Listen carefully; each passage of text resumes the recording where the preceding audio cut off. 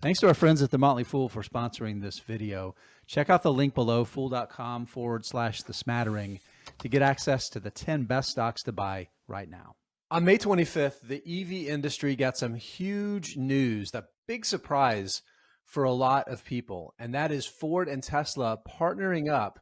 Starting about a year from now, in the spring of 2024, Ford EV owners are going to have access to Tesla's supercharger network. That's about 12,000 Tesla supercharger stations. Now, if you're an investor out there, you're probably trying to figure out who's the winner here? What is this telegraph for opportunities? I'm going to talk a little bit about ChargePoint in this conversation and discuss whether or not this is a bull sign or a bear sign for a company like ChargePoint. I'm Jason Hall. This is The Smattering, and Tyler Crow is going to join me for this conversation. Hey, what's up, Tyler? Charging stations has always been an interesting topic, not one I'm the most bullish on. So perhaps I'll be a little bit of the counterweight on this one. Let's say the background. This is Ford's press release. Ford EV customers to gain access to 12,000 Tesla superchargers. The other part of it, Tyler, and I think this is a big one, is right here, that adding the North American charging standard port in future EVs. So starting, I believe, in 2025, Ford's EVs are going to come with the NACS connector, which is what plugs directly into the Tesla superchargers. Ford's doing a couple things. They're not just partnering up and agreeing to this deal, but they're hitching their wagon a little bit to Tesla's supercharger networks. We know that Tesla has been a huge leader in this. There was the chicken and the egg issue for Tesla, making sure that people that bought its cars had places to charge that were not at home, places that could charge quickly. So all of those limitations and concerns about range anxiety, Tesla addressed that very early with the supercharger network. And now we see Ford joining up and acknowledging that they've been the first mover. They have a dominant position. They have superchargers where people are going to be, and that the system is reliable enough that they're willing to trust Tesla as a partner for their own customers. So thinking about it from the perspective of Ford and Tesla, Tyler, I'm curious, do you think this is better for Tesla, or do you think this is better for Ford? My knee-jerk reaction is to say Ford, simply because they don't have to really dole out a lot of money. As far as I could tell in the press release, there wasn't anything about Ford committing capital to help expand that network. It just seemed like if you let us charge at your stations, then you get more revenue. It's a low risk way for Ford to add value barrier, to its vehicles, right? To its customers. Right, absolutely. Absolutely. So yeah, that's my particular view. I could obviously see why somebody would take the other view of more revenue, more growth for Tesla. I think you're generally right. I want to make the case for Tesla, though, why it's good. But again, just to kind of emphasize a couple things with Ford, I think the best way to think about it, it is a really low risk way for Ford, like you said, to add value for its customers who are buying EVs. They already have their Blue Oval network, which is like 10,000 charging stations, but a lot of them are lower current, so they're not as fast. Now you get the supercharger network, which is the gold standard for high quality, high speed charging. And that's great for Ford. And they've never been trying to build a business where they're trying to participate in those sorts of revenues anyway. So I don't think they're necessarily giving anything up by making this agreement. For Tesla, again, like you said, the obvious upside, these are paying customers, right? So it's probably going to be high margin revenue that they're going to get. So it's good profits. So it's going to make sense.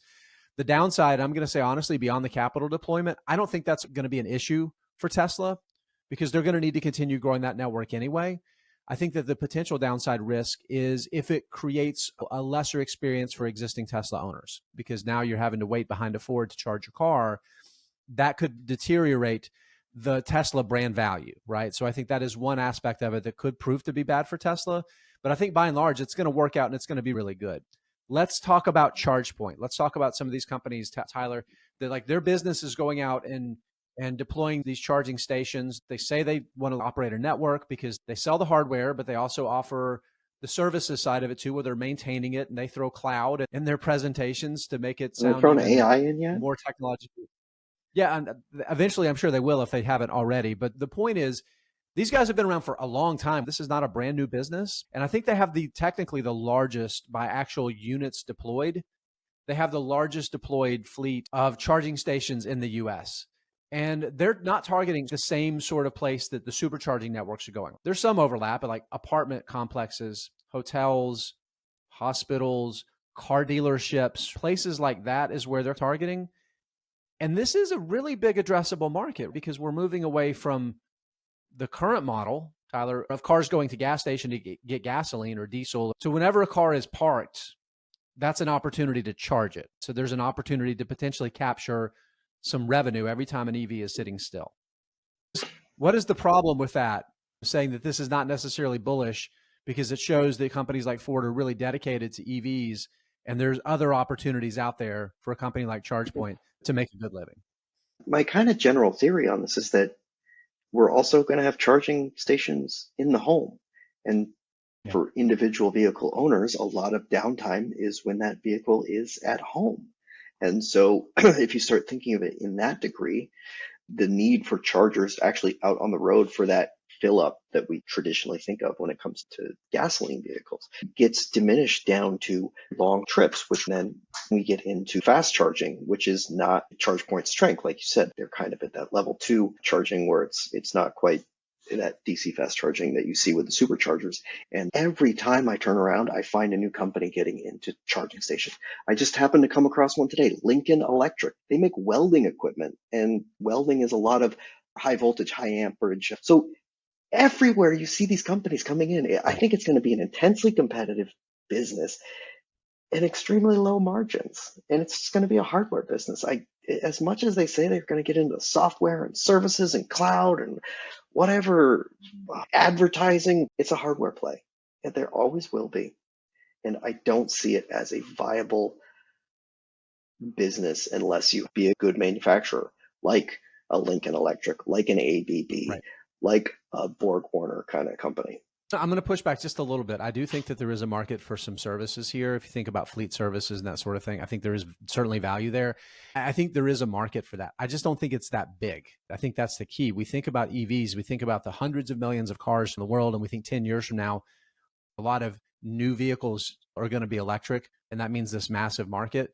But we're talking about a fraction of a percentage of the total market that I think is really the things that ChargePoint is touting that really has a tremendous amount of value. And you're 100% right that the companies like Lincoln Electric is a good example. Enphase we can use as another example. These are companies that have manufactured products to know how to build out manufacturing infrastructure to get through the cyclical demand periods for these things, so they can make money across the cycle and they can focus on the manufacturing. And that's really important. And I don't think that's something that ChargePoint is ever going to have any real true leverage with. Lastly, the point you made about everything coming out of the woodwork. One of the things that we learned with investing in the solar panel manufacturing industry, Tyler, was there was a period of time where there was explosive growth in solar deployments and solar And no one capacity made money. manufacturing around the world. And nobody made money because there were so many companies jumping into it. You had governments like the Chinese government that were massively subsidizing it. And it was really ugly for investors until the industry got to a certain level of maturity and you saw a lot of consolidation and you ended up with a handful of bigger players. So I think all of that to say, we're seeing the same thing happening in charging stations. And we're in this massive land grab phase right now where the amount of land that ChargePoint's going to grab, I think, is going to be much smaller than we think. And it's just not going to be that valuable. So I don't necessarily think this is bullish or bearish for ChargePoint. It's just its business model probably has too small of an addressable market to really be the market beater a lot of investors are thinking it's going to be.